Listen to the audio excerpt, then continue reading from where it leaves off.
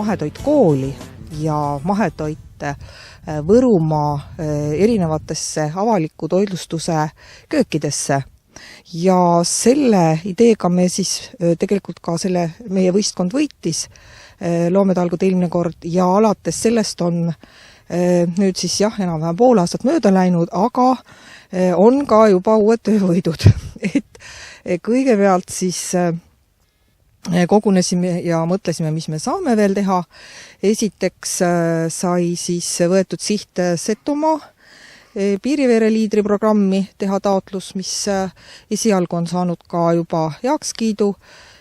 Küll vist ei ole veel priastunud seda kinnitust, aga on juba ikkagi tehtud natuke eeltööd selles osas, et 5 koolis on meil juba isegi uuritud, kui palju siis nemad mingit mahetoorainet saaksid kasutada või tegelikult mida nad praegu siis kasutavad toidu tegemisel.